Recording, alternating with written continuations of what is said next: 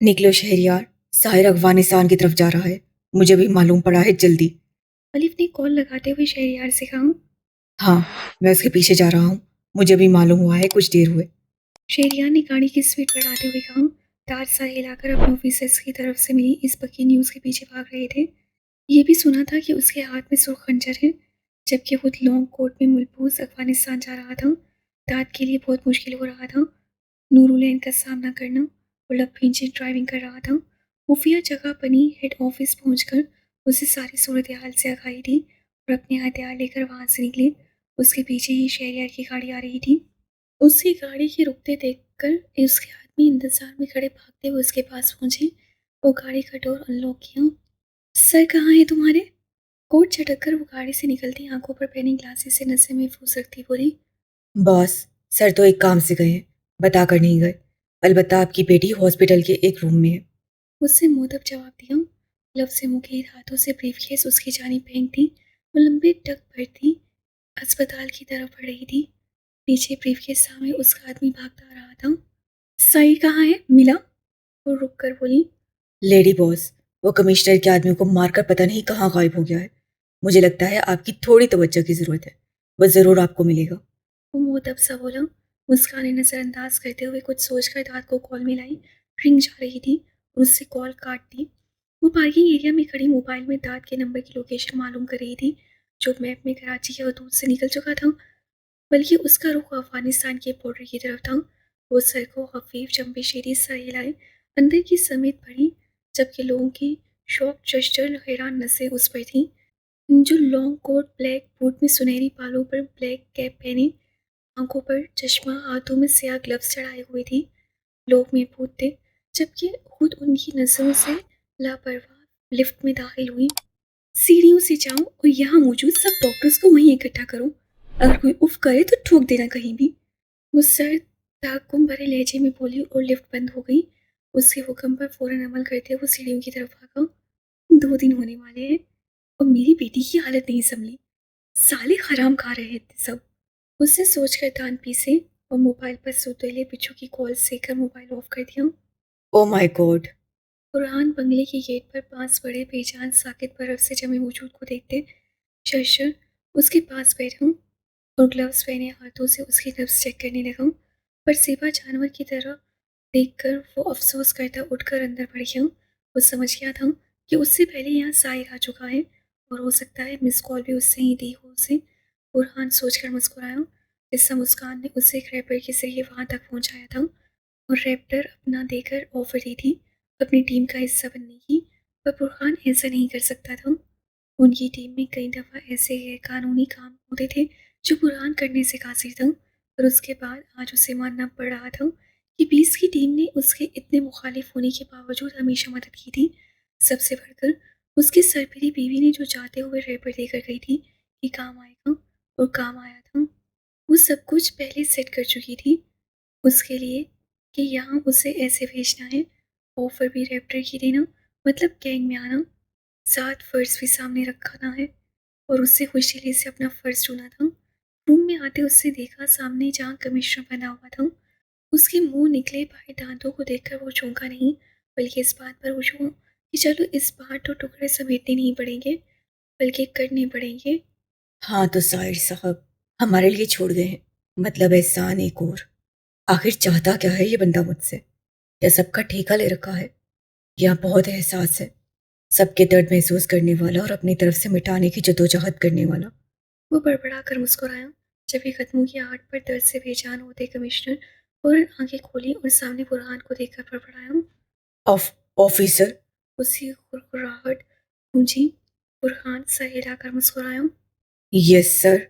वो चलता उसके पास आया और उसकी शक्ल आईने में देखने लगा, जिसके सामने भयानक बनाकर साहिर उसे बैठाकर किया था कि ये है तुम लोगों की असल शक्ल, जिन्हें तुम दुनिया से छुपा सकते हो, पर साहिर आलिम से नहीं। मुझे बचाओ। कमिश्नर ने हिलकर कहा। हाँ हाँ जरूर सर। पर सुसर साहब तो अपना हथियार भी रख कर नहीं गया। अब मैं कैसे आपकी जान बचाऊं? वो परेशान होता मुस्कुराया। उसे खुशी हो रही थी कि उसके माँ बाप का कातिल उसके सामने था। रोते हुए कमिश्नर की आंखों से आंसू निकल आए, जबकि खौफ से अब अपनी मौत को सामने देख रहा था। मैं कैसे आपकी तकलीफ कम करूं सर? वो परेशानी से यहाँ वहाँ देखने लगा कि सामने ही उसकी नज़र गन पर गई। उसकी पुरकशिश चमकती आंखों में मज़ीद चमक आ गई। आईने के पास ही तो गोलियां वो रख कर गया था। इतने एहसान। या अल्लाह, ये बंदा मुझसे चाहता क्या है बता भी दे।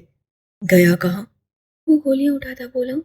बहुत शौक था आपको मुझे नौकरी से निकालने और दुनिया से भेजने का सर। गन सामने करते वो स्पेशल ग्लव्स पहने हुए था, जिनसे ना तो उसके फिंगरप्रिंट्स मिल सकते थे, ना ही कमिश्नर की मौत की वजह।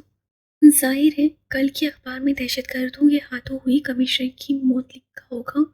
और फिजा से धुंध हटकर सवेरा फैलेगा। एक नई सुबह होगी कल। अचानक फिजा में ठाक की आवाज़ गूंजी और खून का फव्वारा आईने पर फैल गया। बुरहान के दिल की दुनिया में ठंडक उतर आई। वो अपने माँ बाप का वजूद सामने रखकर कमिश्नर के सीने में गोलियां उतारता लब खींचे हुए था। जबकि कमिश्नर उसे देख रहा था। साई ने उसे कहा था कि अगर तुमने अपने सफाइयों से इंसाफ किया होगा तो वो ज़रूर तुम्हें बचाएंगे। दफातन उससे अपना बूट उसके मुंह पर मारा और उसे कुर्सी समेत पीछे गिराते हुए मुंह पर अपना बूट रखकर चेहरा मसलने लगा। वहां से फारिग होते ही उससे गन उसे थमाई और बाहर आते हुए वापस अपनी राह के लिए रवाना हो गया। कहाँ से सफ़र शुरू हुआ था और कहाँ आकर इख्तिताम हुआ है? अब तो उसे बस उस दुश्मनी जहाँ के पास जाना था। सब आ गए मैम। वो यहाँ उसे लेडी बॉस नहीं कह सकता था, तभी मैम कहकर पुकारता। लाए हुए डॉक्टर की समय तवज्जो दिलाने लगा। मुस्कान ने सोई हुई फेरी से मुस्कुराती नजरें हटाकर गहर भरी सुनहरी आंखों से उन्हें देखा। क्या हो रहा है ये? वो अपनी बेटी की तरफ इशारा देती कराहत से लहजे में बोली, पर डॉक्टर्स उसकी सुनहरी लहू आंखों में देख रहे थे। मैम इलाज चल रहा है, इंशाल्लाह जल्द ही बेहतर हो जाएगी। एक डॉक्टर ने उसके सरापे से नसें हटाकर थूक निकलते हुए कहा। कब ठीक होगी? इतने दिन क्या कर रहे थे? चूड़ियां पहन ली थी क्या? तुम लोगों से एक बच्चे का इलाज नहीं होता? नॉनसेंस। वो हुर्राई और एक को पकड़कर बेड के करीब किया। देखो इसे, डर कर बेहोश हुई थी। और तुम लोगों ने इसे इंजेक्शन, ये ऑक्सीजन, क्या है ये सब? वो चीखी और खींचकर उन्हें उससे अलग किया। उसकी बेटी होकर इतनी कमजोर कैसे हो सकती थी? मैम आप होश में हैं? आप हैं कौन? क्यों इनकी जान की दुश्मन बनी हुई है? सीनियर डॉक्टर गुस्से से बोला। मुस्कान ने घूरते हुए इंजेक्शन उसके समेत फेंका। आज अगर मेरी बेटी को कुछ होता तो मैं तुम्हारी और इस हॉस्पिटल की ईंट से ईंट बचा देती। उसकी हुर्राहट धमकी पर सीनियर डॉक्टर से मुस्कान को घूरते हुए इंजेक्शन देखा, जो एक जवान को लगाने का था। जबकि सामने बिस्तर पर वो तकरीबन 8-9 साल की कमजोर बच्ची थी। उनकी रंगत सर्द पड़ गई और बुरहान का खौफ आने लगा। उसकी मोहब्बत तो वो देख चुके थे। अगर उन्हें उनकी लापरवाही का मालूम हो जाता तो वो क्या करते उनके साथ। और अगर उनकी बेटी भी उनकी लापरवाही से चली जाती तो कैसा हशर करता उनका। आई आई एम सॉरी मैम। वो घबरा कर फेरी की तरफ आगा और उसका चेकअप करने लगा। नर्सिस को हुक्म देते हुए फेरी का इलाज करने लगा। कौन कर रहा था इसका इलाज? वो गर्ज कर बोली। एक डॉक्टर सामने आया। सॉरी मैम, गलती से लगा दिया। ये इनका नहीं था, वो गलती से भूल कर हमने उन्हें लगा दिया। वो डरते हुए बोला, जबकि मुस्कान ने आगे बढ़ते चटाक के साथ उसके मुंह पर निशान छोड़े। तुम्हें अंदाजा है तुम्हारी इस फूल से मेरी बेटी का क्या हशर होता? वो हुर्राई, सब कुछ ऐसे सांप सूंघ गया। मैम आप फिक्र मत करें, इसे हम देखते हैं। ऐसे लापरवाह डॉक्टर्स की वजह से कितनों की जानें जा चुकी हैं। जब इनसे जिम्मेदारी निभाई नहीं जाती तो क्यों उठाते हैं? फरमान ने कहते उस डॉक्टर को गिरफ्तार किया कि वो गिड़गिड़ाकर माफ़ी मांगने लगा। पर वो तो जैसे कानों से बहरी हो गई थी, क्योंकि उसकी वजह से उनकी बेटी एक खौफ से निकलकर जिंदगी और मौत के बीच चली आई थी। अगर आज उससे सारी दवाइयाँ चेक न की होती डेटाबेस से निकाल कर, तो उसे कभी पता नहीं लगता उसकी बेटी क्यों इस हालत को पहुंची है। कैसे कैसे सारा लोगों को धोखा देते थे ये लोग। उसे बुरहान पर अफसोस होने लगा। वो जल्दी अपनी बेटी के पास आई और पास बैठते उसके सर पर हाथ फेरा। मुझसे चेक करवाओ डैम फूल। उसे इंजेक्शन लगा रही थी कि वो उड़ रही। डॉक्टर ने उसे देखते लब भींच कर एक नज़र कोट से झांकती बेल्ट में लगी उसकी गन को देखा और फिर खामोशी से इंजेक्शन उसके हवाले किया। साथ दवाइयाँ भी सामने रखी, जिनके हवाले से वो सवाल करती रही जबकि वो जवाब देते रहे। सबके दिमाग में ये सवाल था कि ये कौन थी? क्या एसपी साहब की बीवी थी? एक गुंडी। कहाँ गया है तुम्हारा सर? उससे अरमान से अचानक पूछा। वो भुखला गया। मैम वो सर एक आई मीन आते होंगे, एक ऑपरेशन पर गए हैं। वो मुँहतब सा बोला। कुछ भी था, सर की वाइफ थी, उनके लिए काबिल एहतराम थी। वो फेरी के जागने तक थी, फिर उसे एसपी के हवाले करके उसे भी साहिल के पास जाना था।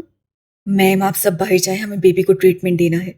डॉक्टर डिस्टर्ब होते हुए बोले। मुस्कान ने उसकी जरूरत पर हैरत से देखा और अप्रोच उठाया। सीरियसली, इडियट, बकवास बंद करके काम करो, वरना ऐसा ट्रीटमेंट तुम्हारा करूंगी बगैर ऑक्सीजन ऊपर पहुंच जाओगे।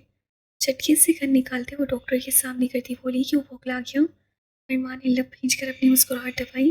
अब वो क्या कर सकता था, उसके सर की बीवी थी, ऊपर से उन डॉक्टर्स की इतनी बड़ी गलती। उसका तो दिल कर रहा था उनकी तरह अगर उस वर्दी ने हाथ न बांधे होते तो ऐसे इंसानों की जान ले लेता जो दूसरों की जान मामूली समझ कर खेलते हैं।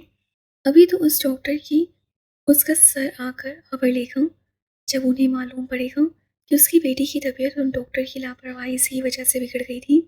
तुम भूल गए कि किंग कितना तड़पा है अपनी ब्यूटी के लिए। तुम जमान कि तुम मेरे कुत्ते होकर मुझे ही काटने लगे हो। तुम भूल गई ये मेरी रखेल होने वाली है।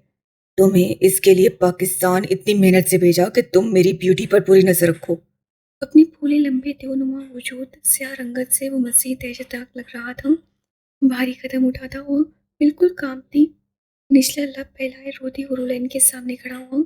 समान की आंखें फैल गईं उसे अपनी ब्यूटी के इतना पास देखकर, जबकि किंग चमक अपनी हैवानी मकरूज स्याह आंखों में लिए गहरे गले स्लीवलेस सफ़ेद जालीदार गाउन में मलबूस, हाथ पर सफ़ेदी कोहनियों तक ग्लव्स, स्याह बालों का बड़ा खूबसूरत बना जूड़ा जिसमें सफ़ेद छोटे छोटे मसूई फूल सजा दिए गए थे।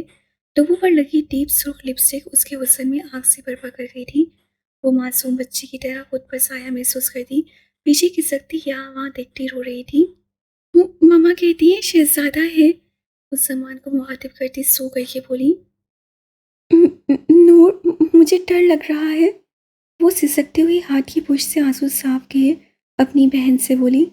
नूर जो जरा सी आंखें खोले उस देवनुमा स्याह इंसान को देख रही थी, उसे अपनी बहन के सामने खामोश खड़े देखकर वो खौफजदा होती गिरती पड़ती उठी। पीछे हटो हैवान, कुत्तों, मेरी बहन से, वो अपने दर्द की परवाह किए बगैर जख्मी हलक से गुर्राती हुई बोली, भागते हुए हूर के वजूद के गिर्द अपनी शादी का सुर्ख खून आलूदा दुपट्टा उठाए लपेट दिया। हटाओ अपनी कुत्ते जैसी गलीज नजरें मेरी बहन से। सूजे मुंह, जले सुर्ख होंठ, जगह जगह बड़े नीले सुर्ख निशान, दर्द अजियत से उसका मासूम नाजुक वजूद कांप कर हिल रहा था, जबकि उसकी अधखुली लहू रंग आंखें उस बदसूरत इंसान पर ठहरी थी जो शक्ल से जितना खौफनाक बदसूरत था, उसकी आंखें उतनी ही गलीज थी। उसका दिल किया नोच ले। ब्लैक किंग ने हैरत से उसकी समय देखा और फिर अपनी ब्यूटी की तरफ जो रोती सरस्वात में हिलाती सूसू खौफ से कर रही थी, और अब उसके सहर अंगेज नाजुक दिलकश वजूद के गिर्द सुख दुपट्टा देखे वो भी भर गया। तुम्हारी ये मजाल। उससे घुराते हुए अपने गार्ड के हथियार का निशाना नूरुलैन पर देखते हाथ से रोका। तुम मेरे साथ ऐसा नहीं कर सकते इस बार किंग। पहले मैंने ढूंढा था इसे, ये मेरी पसंद मेरी मोहब्बत थी, पर तुम लोगों ने हक जमा लिया। पर अब नहीं, तुम इसे छू नहीं सकते। ये मेरी है, मेरी रहेगी। आपके लिए मैंने इसे उठवा लिया है। जमान हुरलैन की तरफ उठता किंग का हाथ देखकर चीखा, बीच में आ गया उनके। नूर हुर को लेकर पीछे हटी उस हैवान से भी जिसने सबको खत्म कर दिया था। जमान, बीच में मत आओ। ये मेरे पीस की कमज़ोरी है और मैं अपने पीस को इसके वसीले ही पा सकता हूँ। इसलिए बेहतर है तुम बीच में मत आओ, वरना मेरी मौत बहुत बुरी है कि ना ये तुम्हारी होगी, ना मेरी और ना बीस की। बाजू से पकड़कर जमान को एक तरफ फेंकता वो नूर को गौर से देखने लगा। तुम खूबसूरत हो बहुत, पर तुम ब्लाइंड ब्यूटी नहीं हो बेबी। तुम वो नहीं हो जो पहली नज़र देखने पर कमज़ोर मदहोश कर दे। वो ये है जो जादू करती है सब पर। यही है अंधेरे की शहजादी, उजालों के किंग पर राज करने वाली। वो बेदर्दी से नूर के बाल मुट्ठी में जकड़े सर्द आवाज से बोल रहा था, जिसकी आंखें दर्द से आंसू की रफ्तार बढ़ गई थी, नजर बिल्कुल धुंधली सी पड़ गई थी। दूर रहो इससे। वो धारदार नूर को बेजान मिट्टी के ढेर की तरह नीचे फेंक गया था कि उसका सर सीधा जमीन पर जा लगा। आह! अलग से एक दिल खराश चीख घर की फिजा में गूंजी, जबकि जमान साकित बुत बना रोती चिल्लाती हाथ पर मारती, कभी खूर को देखता तो कभी पीठ के बल पड़ी नूर को। तुम्हें इस गद्दारी की सजा मैं नहीं, मेरा बीस जाकर देगा कहर जमान। किंग अचानक उसके समेत पलटा और उसके कॉलर को झटके से पकड़कर उसका मुंह सीधा दीवार की तरफ फेंका कि पर वक्त उससे खुद को संभाला। पर अभी वो संभला ही कहा था कि पीछे से अचानक सर पर हाथ मारते उसका मुंह दीवार से लगा दिया। अह! भयानक धारनुमा चीख सामान के मुंह से निकली और मुसलसल चीखता अपने मुंह नाक हाथों में छुपाए रोने लगा, जबकि सर से खून बहाती नूर जमीन पर पड़ी थी। तुम सब यहीं रुको और जैसा मैंने कहा है वैसा करो। उसके हुक्म पर उसके आदमी ने फौरन बैग कंधे से उतारे और उनमें से एक छोटा लैपटॉप निकालकर दीवार में क्लिप फिट करता वहां रखते उसे ऑनलाइन कर दिया। वो डिवाइस एक्टिव किए। चलो ब्लाइंड ब्यूटी। उससे कहते ही खौफ से लहराकर गिरती हुरलैन को अपने बाहों में उठा लिया और मुस्कुराता हुआ खुद अकेला वहां से निकला। ये तुम्हारे लायक है जमान, इससे खुश रहो। किंग की ब्यूटी के बारे में सोचने की हिम्मत भी नहीं करना। दरवाजे पर रुककर वो गुर्राए बोला और नीचे पड़ी नूर के समेत इशारा दिया। सामान बिपरा आज फिर उसे खुद से दूर होता देखता रहा पर कर कुछ न सका। माय फुट, इसमें बचा क्या है? वो नूर के सर से निकलते खून को देखता गुर्राया, जिस पर सारे गार्ड से घूरते हथियार का मुंह उसकी तरफ कर लिया। Okay okay relax. वो सटपटाया, घबरा कर सर हिलाता, जाकर सोफे पर सर थामे बैठ गया। उससे सबके साथ इतना बड़ा गेम खेला और उसके साथ किंग ने खेल खेला। मतलब वो समझ गया था कि वो कैसे भी घर की ब्यूटी तक पहुंच सकता था। तभी उस पर नजर रखी और ब्यूटी के मिलते ही फौरन पहुंच गया, जबकि दूसरी तरफ अपने तैयारे में बैठते बेहोश सफ़ेद जालीदार फ्रॉक में मलबूस उस हूर की कमर के गिल्ड बेल्ट बांधते हुए वो मसरूर होने लगा। उसके स्याह बड़े भारी हाथ जब उसकी कमर के गिर्द घूमे तो वो गलीज मकरूर नजर से उसके सफ़ेद गुलाबी रंगत वाले चेहरे को देखता 20 की किस्मत पर रक्श करने लगा। अब तुम्हें आना पड़ेगा मेरे पास बीस। अगर अपनी शहजादी चाहिए तो अपनी ज़िंदगी मेरे हवाले करनी पड़ेगी। तैयारी की फिजाओं में बुलंद होते वो उस घर को देखने लगा जिसमें ब्लाइंड ब्यूटी मौजूद थी कुछ देर पहले, और अब उसके पास बैठी थी, पर वो होशो हवास से बेगानी। उस घर के गिर्द वो अपने सारे कतर और इसराइल के कार्ड्स छोड़े जा रहा था। आओ मिलते हैं बीस, इसराइल में। वो कहकर लगाकर बोला और फिजाओं में ओझल हो गया। जहाँ मेरी सल्तनत तुम्हारी सांसें छीनेगी और अब से मेरा दूसरा बीस जन्म लेगा। वो हूर के पेट को देखता पुरसरार सा मुस्कुराया। बीस, तुम्हें किंग बुला रहा है। स्या गाड़ी के शोर के साथ रुकने और उससे ब्लैक उड़ी में हाथ में अंजर पकड़े पीस को देखते ब्लैक किंग का आदमी भागते उसके सामने आया और मुहतब सा बोला। साई ने अपनी नसें उठाई और उसके सर को देखा। ये उसकी रुकावट थी अंदर बढ़ने की। किंग। वो बड़बड़ाया और दूसरे ही लम्हे हाथ में मौजूद खंजर उसकी साइड गर्दन के अंदर घूमकर उससे गोल घुमा दिया। मेरी शहजादी को कुछ हुआ तो इससे बुरा हाल किंग का होगा। वो उसके धर धर फवारों की सूरत निकलते सो खून से भीगते सर को पकड़ झटका दिया और खींचकर हड्डी को खटक की आवाज़ से तोड़ते हुए नीचे फेंककर उसके आदमी के चेहरे पर अपना बूट मसलने लगा। आसपास खड़े गार्ड्स इतने साल ट्रेनिंग के दौरान उसकी मिसालें सुनते तजस्सुस रखते थे। बीस को देखने का उसकी दरिंदगी देखकर सांसें रोके ज़मीन पर पड़े अपने साथी को खौफ से देख रहे थे। डर कर उन्होंने हथियारों का मुंह उसकी तरफ कर लिया। क्या वो सच में हैवान है? सबके दिल में एक ही बात थी। जब साहिर ने चेहरे से हुडी हटाई और घर और उसकी चारों ओर खड़े आदमियों को देखा, उसकी लहूनुमा पूरी आंख वहां मौजूद सबकी आंख में चमकती उन्हें हरासा कर गई। उसके चेहरे पर बड़े साइड कट। जब वो आम इंसान बनता तो पुरस्कार बन जाता और जब वो हैवान का रूप लेता तो हैवानी शक्ल इख्तियार कर लेते। भागने के अंदाज में और बंद दरवाजे को लात मारकर खोलते अंदर दाखिल हुआ। सामान की सांसें खुश्क हो गई और झटके से सोफे से उठकर दरवाजे के समेत आहट से बेजानता नफी करने लगा। बीस्ट, मैंने कुछ नहीं किया तुम्हारी ब्यूटी के साथ। वो किंग उठा कर ले गया। उससे मुझे मजबूर किया ब्यूटी को वहाँ से लाने के लिए। उसे मेरे बच्चों को किडनैप करवाया और मुझे ब्लैकमेल किया। मैं सच में ऐसा नहीं हूँ। मैंने तो तुम्हें अपने बच्चों की तरह पाला है। वो बेरब्त बोलता अपनी फूली सांसें दुरुस्त करने लगा। शहजादी कहाँ है? भारी खौफनाक शख्स मुख्तलिफ आवाज़ में बोलता वो अपने कदम अंदर रखने लगा तो वैसे ही जमान ने कदम पीछे लिए। किंग तुम्हें बुला रहा है बीस्ट। जमान का आदमी उसके सामने खड़ा होता धाड़ा।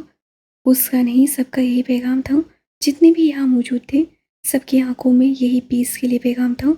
जबकि जमान की खौफ सदा नजरें कभी नूरुलैन पर जाती तो कभी साहिर के हाथों में मौजूद टप टप खून की बूंदें गिराते खंजर पर।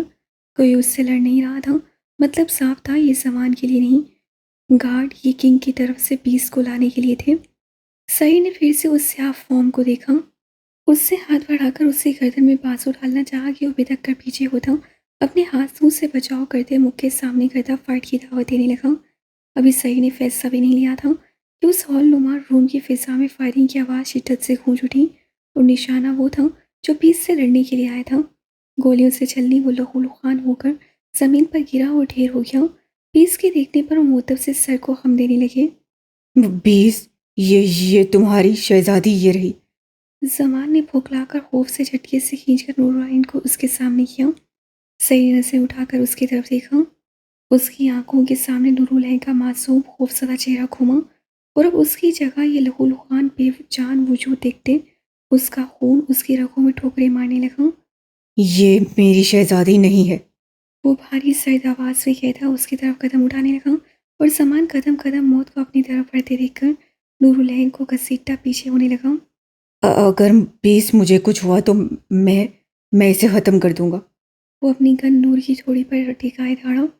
रास्ते से हटो, मुझे जाने दो बीस, वरना मैं इसे मार दूंगा। और नहीं मिलेगी तुम्हारी ब्यूटी।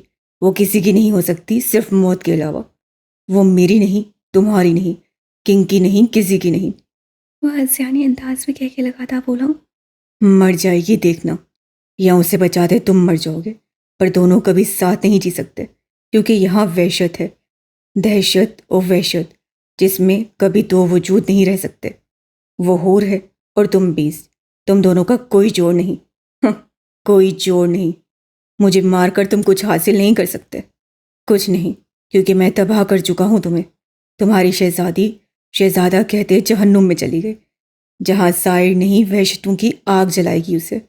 वो पागल हो गया था खौफ से। उसका दिमागी तवाज़ुन पल में बिखर गया। वहशत ने उसे पागल कर दिया और वो गन को देखता, साहिर को देखता, तो कभी अपने पास मौजूद नूरुलैन को देखता। मुझे ब्यूटी चाहिए, मुझे ब्लाइंड ब्यूटी। वो बच्चों की तरह चिल्लाने लगा और नूरुलैन को गुस्से कहर से नीचे फेंका ही था कि एक जिसमें सारा फासला मिटाते साहिर ने उसे थाम लिया। वहाँ मौजूद सब सामान की हालत शॉक्ड होकर देख रहे थे, जबकि साहिर बेड पर पड़ा नूरुलैन का पीच कलर का लिबास पास मुर्दा वजूद बड़ा मौलवी का देखता फिर से हंसे के खिलाते सामान को देखने लगा जो ब्यूटी की बातें खुद से करता पागल हो रहा था। तुमने मुझे मारा, मेरे भाई को मारा। मैंने तुमसे तुम्हारी ब्यूटी छीन ली। वो चली गई, उसे लेकर चला गया वो देव। वो कहकर लगातार साहिर को देखता बोला। नूरुल एन। साहिर ठहर ठहर कर अपने हंसा में बेजान पड़ी नूरुलैन के वजूद को देखता पुकारने लगा। उसकी हालत पे एक नज़र डालता, उसका जला हुआ मुंह, सूख आंखें, चेहरे पे बड़े बड़े निशानात को देखता, आंखें मीचकर उसके सर सीने से लगा गया। उनकी वजह से इस मासूम की ये हालत हो गई थी। उनकी वजह से वो इस कदर दरिंदगी का निशाना बनी थी। तम आंखों से देखते साहिर ने झुककर उसके माथे पर बोसा दिया। उसे लगा सामने उसकी सिम्मी है और वो कई साल फिर पीछे चला गया है। नूर, आंखें खोलो बेटा। उसे सोफे पर डाले अपनी देर और शहजादी की दूरी पर वो टूटा हुआ था और उसकी तकलीफ तो मजीद नूरुलैन की हालत देखकर बढ़ गई। उससे गाल पर उंगलियां रखकर उसका चेहरा थपथपाने लगा। वो नूरुलैन थोड़ी थी, ना ही सिम्मी ना ही मुस्कान थी, जो ये सब बर्दाश्त करती और हंसती रहती। उन जैसा दर्द तो अभी उससे बर्दाश्त नहीं किया था। उससे वो तकलीफ कहाँ देखी थी जो उस वहशत की शहजादियों ने देखी थी। पर वो जानता था उसके मासूम वजूद ने अभी भी बहुत से जुल्म बर्दाश्त किए हैं।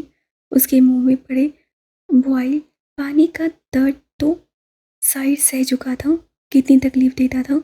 जब भी उन्हें कोई हार्ड ट्रेनिंग देनी होती थी तो ऐसे ही तो उनकी आवाज़ बंद रखते थे, ना इस दर्द से बचते थे ना ही उस दर्द से। साई ने लहू हैवानी आंखों से मुड़कर सामान को देखा जो उसे ही देख रहा था। कहर जमान, तुम जमाने पर कहर थे। तुम सबका बादशाह, दुनिया का बीस हूँ। वो चलता सामान के सामने रुका। यकायक उसका वजूद उस ऐसे फैला था या जमान को लगा जैसे उसके सामने कोई बिपरा हैवान आकर खड़ा हो गया है। जमान ने खौफ से कदम पीछे लिए। आग बिछाओ यहाँ। उससे वहाँ मौजूद आदमियों को हुक्म दिया जो फुर्ती से उसके हुक्म पर अमल करते। वहाँ लकड़ी की बड़ी कुर्सियों और मेज़ उठाकर तोड़ते हुए उस शहर के करके दूसरे मिट्टी का तेल उठा लाए किचन से, और देखते ही देखते वहाँ आग शोला बनकर भड़क उठी। सामान कभी भड़कते शोलों को देखता तो कभी साहिर को। उसे दोनों में कोई फर्क नजर नहीं आ रहा था। साहिर ने हाथ बढ़ाकर उसकी जेब से मोबाइल निकाला और वीडियो रिकॉर्डिंग ऑन की। मैं हूँ बीस्ट, साहिर आलिम। उसने अपना चेहरा सामने किया रिकॉर्डिंग में ताकि दुनिया तजस्सुस से बच सके। जब भी उनके जहन में बीस आए तो साहिर आलम का चेहरा फौरन ही लहरा जाए, ना कि वो मायूस हो कि बीस उन्होंने देखा नहीं। मैं वही बीस्ट हूँ जिसने दरिंदगी फैलाई, क्योंकि मुझे उम्मीद नहीं थी किसी से कोई इंसाफ करेगा। मुझे खुद से उम्मीद थी कि मैं इंसाफ करूँगा, और मैंने किया। मैंने अपना कानून बनाया और ये बना रहेगा हमेशा। मैं इस कानून को ख़त्म नहीं करूँगा, उसके लिए चाहे बुरहान अलवी आए, चाहे कोई भी। अगर तुम सबको इंसाफ देना होता तो आज से कई साल पहले साहिर आलम और उस जैसे हज़ारों गुमशुदा बच्चों की फाइल लावारिस होकर बंद ना हो की होती। कोई मासूम ना जली होती आग में। मेरी वहशत कभी ख़त्म नहीं होगी, और मैं आऊँगा। जब जब मुझे लगा मेरा आना ज़रूरी है, तब तब मेरी वहशत दुनिया देखेगी। वो कहकर रुका और मोबाइल की कैमरा आंखें फैलाए खड़े सामान की तरफ की। कौन मिला हुआ था तुम्हारे साथ कहर जमान? उससे उस दहशत घर से धारते हुए पूछा जिससे खुद उस वजूद को जन्म दिया था। आज उससे ही खौफजदा था। कमिश्नर मिला हुआ था। समा ने जल्दी से बताया। सब कुछ बताओ। वो घर जाओ।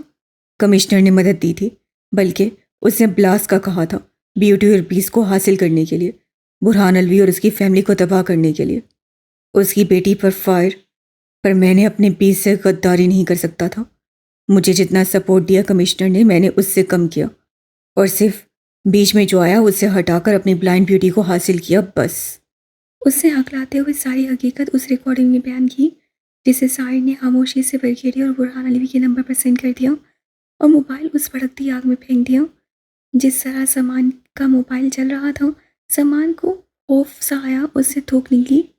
हिम्मत कैसे हुई मेरी जिंदगी में फिर आने की, मेरी शहजादी को छूने की? आगोश में है वो तुम्हारे, करीब है वो तुम्हारे, तुम्हारी है वो, तुम उसे छीन लोगे। दफातन किसी को समझने का मौका दिए बगैर उससे पूरी कुव्वत से दोनों हाथों के पंजे उसके कानों पर मारे। इठा के साथ ही उसके नाक मुंह से खून के फव्वारे छूट निकले। सर पूरा घूम उठा, नसें धुंधली सी और कान के पर्दे फट गए। वो एक बार पर लहराने लगा। मेरी शहजादी के ख्वाब देखेगा। उससे घुराते हुए उसके कान मुठियों में झगड़े और अगले ही लम्हे खींच कर नोचे कि दर्दनाक चीखों के साथ वहाँ मौजूद सबने नसें आग पर टिका दी। सबकी रूह बिलबिला उठी। खौफ की सर्द लहरें उनके वजूद में हलचल मचाने लगी तो किसी की टांगें लरस गईं। कोई थूक निकलता अपने कान महसूस करने लगा। इन कानों से सुना होगा तुमने उसे, कहर जमान। इन कानों से तुमने उसकी बातें सुनी। वो गरजता हुआ बोला और लहू आंखों से उसके नोचे हुए कान आग में फेंके। यही वो आंखें हैं ना जो उसके ख्वाब देखती हैं, उसे देखने लगी थी। वो जमान के हाथों की बड़बड़ाहट नोचने की कोशिश नाकाम करता उसकी आंखों को देखने लगा। इन्हीं आंखों से तुमने शहजादी की बहन को अजियत दी। वो उड़ाया और भारी हाथ का पंजा मारकर सुमान की आंख नोच कर निकाली। एक बलोर जैसी गोल पत्थर मानिंद सुर्ख माथे से लिपटी वो गलीस आंख नीचे गिरी, जिस पर साई ने अपना बूट रखकर मसल दिया। वो कर्बनाक चीखें मारने लगा और सामने खड़े गार्ड की तरफ हाथ बढ़ाकर उनसे मदद लेने लगा था। मुझे बचाओ, ये हैवान मार डालेगा। मैं तुम लोगों का बॉस हूँ, बचाओ मुझे। वो चीखें मारता दूसरी आंख से अपना बहता खून देख रहा था और उस हैवान की मौजूदगी में किसी में हिम्मत नहीं पड़ रही थी उसकी समेत पड़ने की। उसका हाल देखकर उनके पाँव जैसे सुन साकित पत्थर के बन गए थे। कहीं की तो सांसें चढ़ गई थीं जब उन्होंने बूट से मस्सी आंख देखी और कहर सामान के चेहरे की नोची आंख का खड़ा वो एक भयानक शक्ल इख्तियार कर चुका था। तुम नजर डालोगे साहिर की इज्जतों पर, तुम लोग मुझे अजियतें दोगे, तुम लोग मुझसे मेरी शहजादी छीनोगे। बीस का खौफ सिर्फ दुनिया पर नहीं, जमान किंग की नस नस में बसता है। वो कहका लगाता हुआ बोला और उंगलियां उसकी दोनों आंखों में घूमती। सामान के सुन दमा के पर्दों पर लड़का रह रहा जो खौफसदा सा होता था, जिसे टॉर्चर सेलों में रखकर हैवान बनाया गया था, जिसके हाथों में से पहले साहिर आलिम नाम का खंजर उससे थमाया था, किंतु बाद में सबसे पहले तो कहर जमान ने उसे कत्ल करना सिखाया। और आज वही दरिंदा उसके सामने खड़ा, उसी खड़े नुमा आंखों में दोनों उंगलियां फंसाए, खून से लहूलुहान सही आलम के नाम से बना खंजर उसके सीने को चीरने लगा था। न- उसे जब साहिर ने जमीन पर फेंका तो जमान हाथ पांव मारता चिल्लाया, जबकि अब साहिर उसके सीने पर बूट रखकर बेल्ट से खंजर निकालकर उसके मुंह में खंजर देता, साहिर के बालों को मुट्ठियों में झगड़े उसकी बाजू से लेकर कान तक चीरने लगा। सामान उससे नोचने लगा, फड़फड़ाने गुड़गुड़ की आवाज़ से निकालने लगा, और वह हैवान बना उसके सीने पर चढ़ा, उसके दोनों तरफ पांचे चीर कर उसमें हाथ डालते जुबान कुत्ती से खींच कर निकाली। उससे उस लोथड़े को भी उस भड़कती आग में फेंक दिया। उसका मुंह दो हिस्सों में खुला हुआ था। बाहर शदीद अंधाधुंध फायरिंग की आवाज़ें आ रही थी, जबकि अंदर वह हैवान बना हुआ था, जो गैर जवान की उंगलियां काटता हुआ उसके वजूद के टुकड़े टुकड़े आग में फेंक रहा था। कहर जमान, अब तुम्हें मालूम हुआ होगा, कहर नहीं वहशत भारी है। पीठ पीछे बीच से खेलने वालों का अंजाम यही होता है। कहका लगाता उसे चीरे हुए वजूद से अंदरूनी अज़ा में भड़कता फड़फड़ाता हुआ माता, जिससे दिल कहा जाता है, बीच से उसे देखा। उसी ने जरूरत की थी उसकी शहजादी के ख्वाब देखने की। खंजर दूध से खून आलूदा भीगे हाथ में रखते उसे वो लोथड़ा खींचकर हर रग से जुदा करते हुए अपने हाथ में देखा, जो अभी तक फड़फड़ा रहा था, जबकि जमान तो कब का साकित खानों तक चीरे मुंह, कड़े नुमा आंखें जिनसे उबल उबल कर खून बाहर निकल रहा था, नीचे पड़ा था। कोई उसकी तरफ नहीं देख रहा था, सवाए सामने लगी स्क्रीन के उस पार बैठे दहशतगर्दों के, जिनके चेहरे पर जानदार मुस्कुराहट थी। उसका दिल दहला देने वाला, चीखे मारने वाला एक एक लम्हा वो बहुत शौक से देख रहे थे, बल्कि सराहा रहे थे किंग को, जिससे वाकई एक पीस बनाया था। मेरी दहशत के जख्मी आसमान पर पहले स्याह गमों के बादल जब भी बरसते हैं, तब खून का दरिया बहता है, अश्कों का सैलाब आता है। ये जो दश्ते जुनून है, यहाँ इश्क वहशत है, ये दश्ते हिजर है, वहशत है। ये घने धुकों के साए फिर से मंडलाने लगे हैं लबों पर। ये दुआ है कि खुदा मेरे अब इसकी चश्म को अश्कों से बचाए। वो जो बचपन गुजारा है हमने, वो हम ही थे या था कोई और उसमें। अब तो उन यादों से वहशत होती है, सिसकते हुए जज्बों की दर्द भरी आँखें हैं। ये ज़ीज़त नहीं है, ये अज़ियत है। और अब इस अज़ियत के सिवा बाकी क्या बचा है? अब तो यही ज़ीज़त दश्ते वहशत है मेरी। शेख इकरा नूर, उससे उठकर ज़मान के मुर्दा वजूद को उस भड़कती आग में फेंका। ये जंग मेरी है और मैं इस जंग में वहशते आग लगाऊंगा। वो भारी आवाज़ में कहता खंजर बेल्ट में लगाकर नूरुलैन की तरफ बढ़ा।